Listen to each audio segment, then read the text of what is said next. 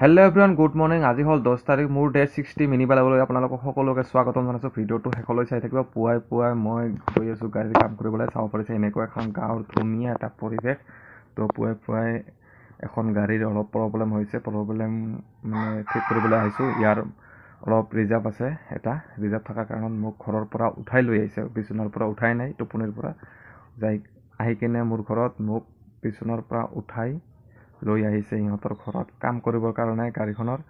আৰু চাওক, এয়া আমাৰ গাঁৱৰ এখনৰ নাজাৰা, পুৱাৰ নাজাৰা কিমান ধুনীয়া লগা এটা।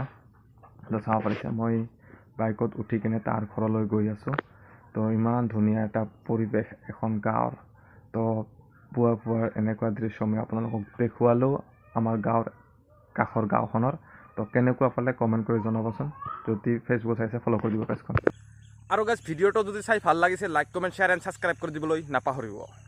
Till then Tata, bye bye.